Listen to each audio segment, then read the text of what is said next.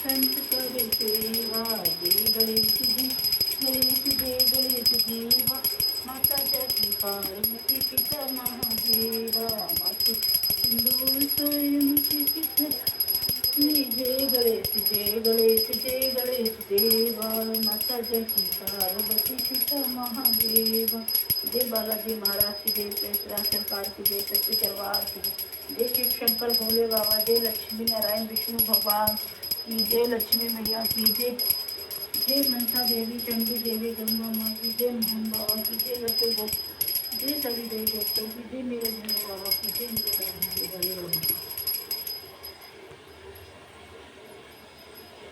देखो प्रिय साथियों, नीतू रानी जी पूजा कर रही हैं। प्रिय साथियों, नीतू रानी जी पूजा कर रही हैं। वे अपनी पूजा वे भक्ति में ध्यान लगाए हुए हैं।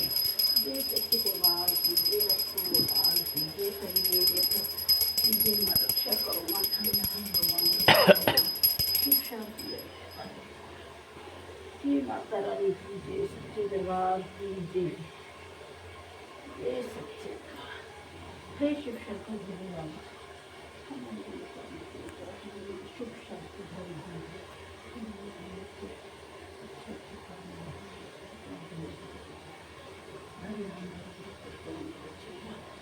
हे मेरे शिव शंकर भोले बाबा, जय मेरी लक्ष्मी, जय माता लक्ष्मी, मेरे लड्डू बाबा, जय लक्ष्मी, धन धन धन।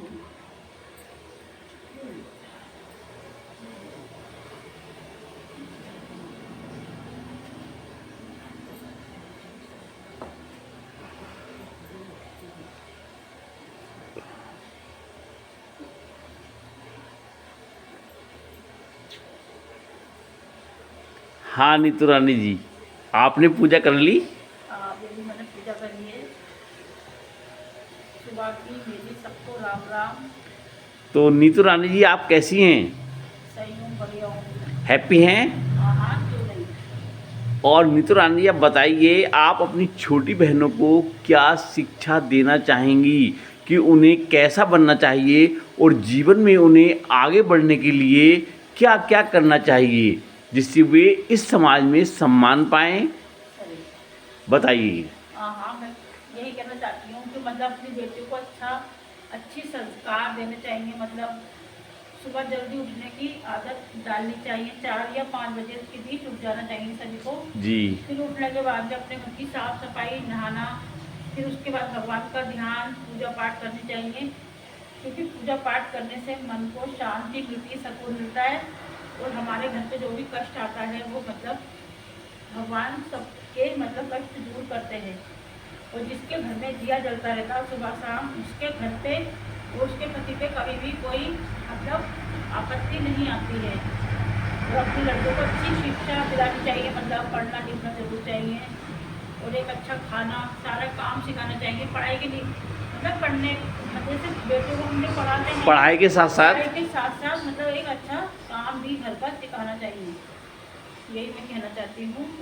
खुश रहना चाहिए। मतलब देखो, जीवन में टेंशन है तो सभी के होती हैं, इसलिए थोड़ा खुश रहने से भी चेहरे पे मुस्कुराहट रहती है, और दूसरों को देख के कभी जलना नहीं चाहिए। जरा आप भी मुस्कुरा के दिखाइए।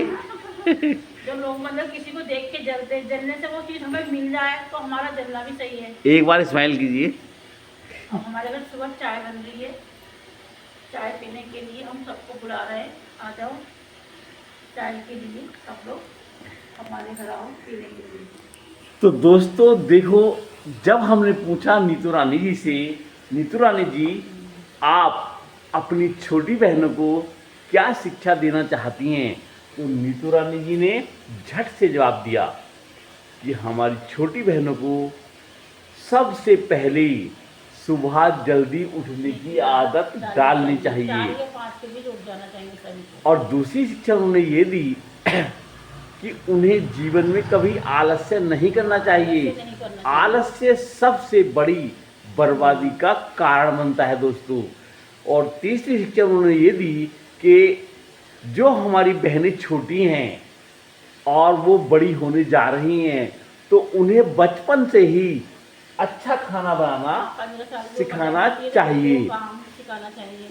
और ये महिलाओं का एक गहना है कि प्रत्येक गृहिणी को एक स्वादिष्ट खाना बनाना आना सीखना चाहिए। और चौथी शिक्षा दी कि हमारी प्रिय बहनों को मतलब यह शिक्षित होना भी बहुत जरूरी है। तो पढ़ाई के नीतू साथ रानी साथ जी काम ने करना भी बहुत जरूरी है जीवन में। सभी बहनों को ये शिक्षा दी है। अब वे चाय बनाने जा रही हैं आपके लिए। बने रहिएगा वीडियो में अंत तक, बिल्कुल भी मिस मत कीजिएगा दोस्तों। ये है नीतू रानी जी का पूजा स्थल जहां वे पूजा करती हैं। तो दोस्तों, आप कैसे हैं? ठीक तो है ना?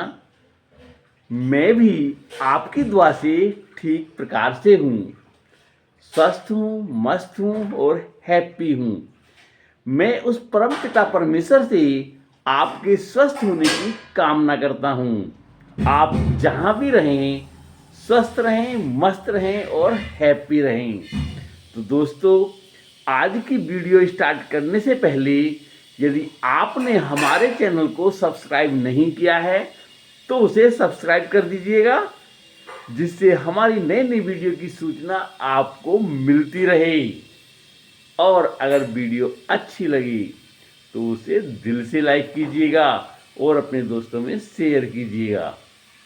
दोस्तों, मैं एक छोटी सी बात आपको बताना चाहता हूँ, और वो क्या है, गीता का ज्ञान में श्री कृष्ण जी ने कहा है कि व्यक्ति कर्मों के फल से नहीं बच सकता,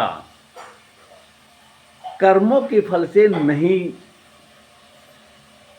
जा सकता। कर्म का फल तो हर व्यक्ति को, हर प्राणी को भोगना ही पड़ता है।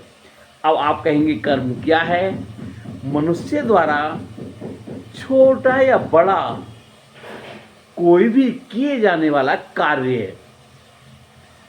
जैसे साधु संत तपस्या करते हैं, खाना पीना, या कोई भी व्यक्ति द्वारा किया गया कार्य है, अपराध करना या नेक काम करना, प्रभु की पूजा करना, अच्छा और बुरा कार्य जो भी आप करते हैं अपनी लाइफ में, उनको कर्म कहते हैं दोस्तों। तो कभी भी बुरे कर्म नहीं करने चाहिए। देखो, उदाहरण देता हूं मैं आपको कि कर्म किस तरीके से भुगतने पड़ते हैं, लौट कर आते हैं जीवन में। कोई भी कर्म से नहीं बच सकता।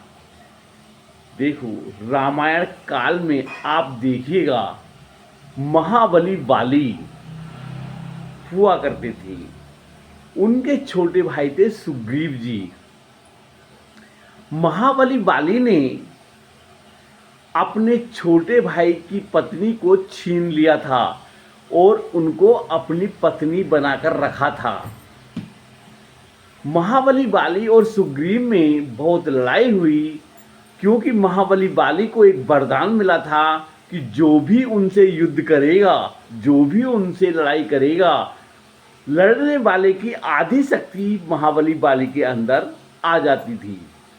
महाबली बाली बहुत बलशाली थे और उन्हें अपनी ताकत का बेहद घमंड था। तो दोस्तों, उन्होंने अपनी ताकत का दुरुपयोग किया, उन्होंने अपनी शक्ति का दुरुपयोग किया। तब प्रभु राम ने उन्हें समझाया भी था कि देखो वाली, कन्या, बहन, भाई की पत्नी या पुत्र की पत्नी, ये चारों एक समान हैं। इन पर कोई भी बुरी नीयत डालता है या उनके साथ बुरा करता है तो उसको मारने पर भी पाप नहीं लगता। लेकिन महाबली बाली अपने घमंड में चूर था, उसने उनकी पत्नी को नहीं लौटाया। तो आखिर फिर राम ने उन्हें छुपकर मारा, उनकी हत्या कर दी। तो दोस्तों, अगले जन्म में श्री राम द्वापर युग में श्री कृष्ण बने। आखिर में श्री कृष्ण जी एक पेड़ के नीचे बैठे हुए थे, टांग पर टांग रखे बैठे थे। तभी महाभारत काल में, द्वापर युग में, जो बाली था वो एक शिकारी जरा बना। तो जरा वहां से गुजर रहा था, उसने देखा कि एक तेज चमक दिखाई दे रही है, वो शायद हिरन होगा। उसने अपना बाण छोड़ दिया उसे मारने के लिए, और वो बाण सीधा श्री कृष्ण के तलवे में जाकर घुस गया। जरा भागा भागा गया श्री कृष्ण जी के पास कि प्रभु ये क्या हो गया, मुझसे बहुत बड़ा पाप हो गया है, मुझे माफ कर दीजिए। तो श्री कृष्ण जी ने मुस्कुराते हुए कहा, अरे नहीं जरे, ये तो मेरी ही लीला थी। पिछले जन्म में तुम महाबली वाली थी, मैंने तुम्हें पिछले जन्म में छुपके मारा था, तो इस जन्म में तुमने मुझे छुपके मारा है। तो दोस्तों, कर्म कभी पीछा नहीं छोड़ते। किसी के साथ बुरा करने से पहले आप अपनी बारी का इंतजार करें कि वे लौटकर आपके जीवन में भी आएंगे, आपके साथ भी बुरा होगा। इसलिए हमेशा सबके साथ अच्छा करें। धोखाधड़ी, चोरी या लूट खसोट किसी के साथ ना करें। प्रभु से इतनी ही इच्छा करें कि प्रभु मुझे 2 वक्त की रोटी मिल जाए और मेरे घर आया मेहमान कभी भूखा लौट कर ना जाए। हमेशा इतना मुझे पर्याप्त है। तो दोस्तों, देखा, कर्म भुगतने पड़ते हैं, कर्म कभी हमेशा लौट कर आते हैं। किसी के साथ बुरा ना करें। अब मैं ले चलता हूँ आपको नीतू रानी जी की तरफ। नीतू रानी जी चाय बनाकर ला चुकी हैं और आप चाय पीने के लिए आ जाइएगा। हाँ, तो नीतू रानी जी, चाय बन के आ चुकी है और ये गाजर का हलवा है। अरे भाई दोस्तों, आज तो गाजर का हलवा भी मिलने वाला है। खास गाजर का हलवा आए रे, रखा है, ये नहीं है कि थोड़ा है, अभी इतना सारा और रखा है। अच्छा अच्छा, आपको पसंद है बताना। तो ये नए साल में बनाए थे, नए साल के बाद बनाया ये था? नए साल पे बनाया था। तो तुम तो बनाती रहती हो गाजर का हलवा। हाँ चलो, तो प्रिय साथी को सभी बुला लें, सबके लिए बुला रही हूँ मैं, सबको चाय पीने के लिए और हलवा, गाजर का हलवा नहीं खिलाने के लिए भी बुला रही हूँ। अरे भाई, हमें भी खिलाएंगे नहीं? हाँ हाँ, क्यों नहीं। तो एक अच्छा, एक बार इसी बात में एक बार स्माइल कर दीजिए। आ जाओ। तो दोस्तों, आज नीतू रानी आपको चाय के साथ साथ हलवा भी खिलाने वाली हैं। देखो दोस्तों, श्री कृष्ण जी के साथ क्या क्या कठिनाइयां नहीं आईं। श्री कृष्ण जी कहते हैं, इस पूरे ब्रह्मांड में, कण कण में मैं ही समाया हुआ हूं। जो लोग अन्य अन्य देवताओं की पूजा करते हैं, तो वो सब मेरी ही पूजा करते हैं। दोस्तों, श्री कृष्ण भगवान कहते हैं, प्रत्येक चीज इस संसार में मुझसे शुरू होती है और वो मुझ पर ही खत्म होती है। इसीलिए किसी भी मनुष्य को, किसी भी प्राणी को डरने की आवश्यकता नहीं है। जब मैं उनके साथ हूं, जो मेरी भक्ति करते हैं, मेरी पूजा करते हैं, तो उन्हें किसी से डरने की जरूरत नहीं है, भयभीत होने की जरूरत नहीं है। क्योंकि इस संसार में प्रत्येक चीज मेरे द्वारा ही होती है, मुझसे ही शुरू होती है और वो मुझ पर ही खत्म होती है। देख लीजिए उदाहरण, जब व्यक्ति का जन्म, यानी जब हमारा जन्म हमारी मर्जी से नहीं होता, मृत्यु हमारी मर्जी से नहीं होती, होती है क्या? नहीं होती ना। तो जन्म और मृत्यु के बीच की सारी व्यवस्थाएं हमारी मर्जी से कैसे हो सकती हैं? सब ईश्वर विधाता की मर्जी से होती हैं, श्री कृष्ण जी की मर्जी से होती हैं। इसलिए घमंड ना करें, हमेशा लचीला बने, झुकना सीखें। झुकना विनम्रता की निशानी होती है दोस्तों। तो दोस्तों, हमेशा घमंड नहीं करेंगे। आप कितने भी महान बन जाएं, कितने भी सक्सेसफुल हो जाएं और कितने भी धनवान हो जाएं, घमंड मत करना दोस्तों, क्योंकि घमंड सर्वनाश का दूसरा कारण होता है। हमेशा खुश रहें।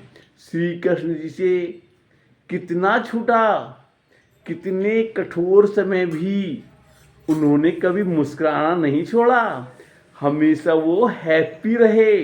तो इसलिए आप भी सदैव हैप्पी रहें। परिस्थितियाँ चाहे कैसी भी हों, कठिन समय चाहे कैसा भी हो, हमेशा आदमी को मुस्कुराते रहना चाहिए।